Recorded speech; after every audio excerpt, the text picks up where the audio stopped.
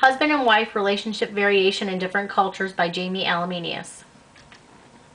In every relationship, there are ups and downs, and one partner may give a little more than the other. Nothing is ever perfect, even though it may seem like it on the outside. In different cultures, different relationship issues can and will arise.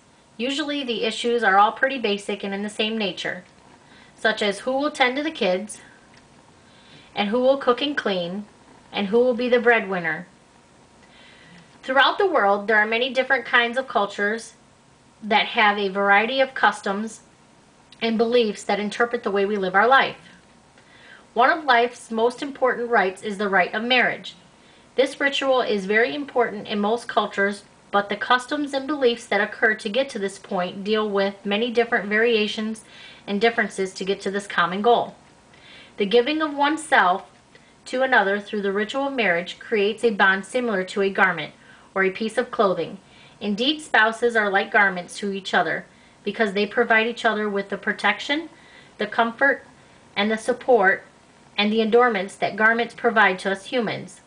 In relationships between the spouses, it is the most amazing of all human relationships. The amount of love and affection and intimacy and closeness and compassion that fills the hearts of spouses is simply impeccable. Marriage is a social building block.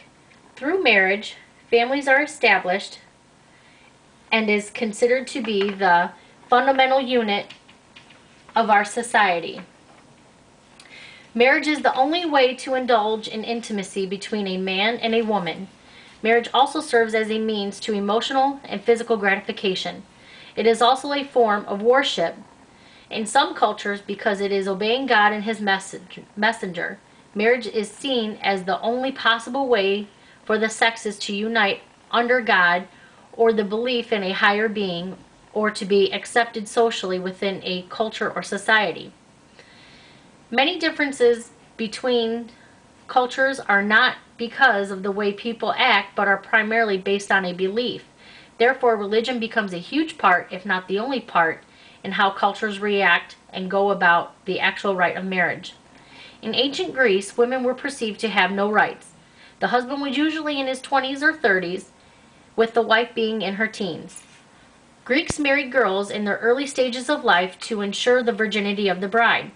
The women were expected to take care of the children and home, and inheritance was also an important factor in who the male chose as his bride. The richer the father, the better the chance of finding a quality son-in-law. In some African cultures, such as the country of Zambia, women in a marriage are treated as extremely subservient to the husband. Husband-to-wife violence is tolerated and seen as a way of life, and in some cases, law enforcement officials will not even intervene even if the beatings are extremely severe. Ultimately, a specific theory arises called the resource theory. The resource theory states that the family is viewed as a power system in which violence is utilized and is the ultimate resource when other means are unavailable or do not achieve the wanted result. In a marriage or relationship, the one who brings the most number of resources or possessions into the marriage is the one with the status power. In many Muslim cultures, most outward forms of affection are not tolerated, and is better if they refrain from being too intimate or affectionate in public, so that they do not offend sensibility of others or violate religious laws. Marriage is not considered a sacrament such as in Christian faiths, but is more of a contractual agreement. These agreements usually contain what each spouse expects from the marriage, including everything from where the couple will live to the wife taking cooking lessons so that she can provide adequate meals to her husband. Both parties must agree to the terms of the contract, and like a business, if certain things are not contractually stated or not upheld, then the marriage can be dissolved. Once the agreement is finalized, the male is expected to be financially responsible for their wives and their children until the children become of age to marry. The wives take care of the home and the children, although in Western cultures, The wives may be permitted to work as long as it does not intrude on her household duties.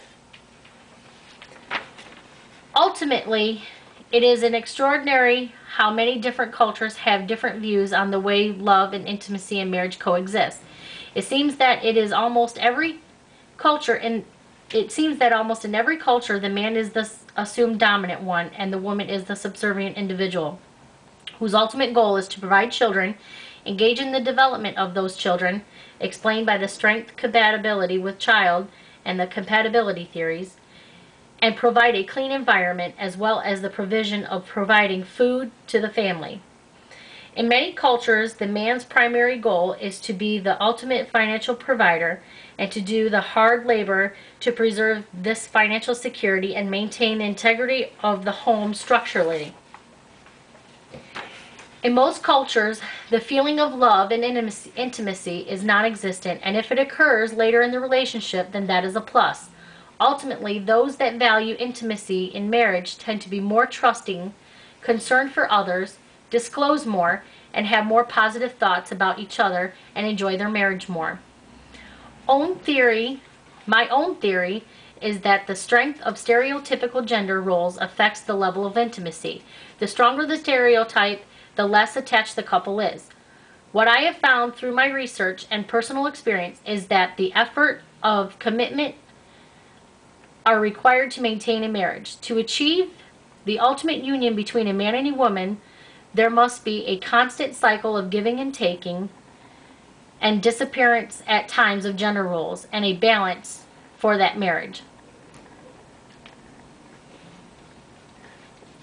that will provide productive and conducive to the couple within the marriage and to society.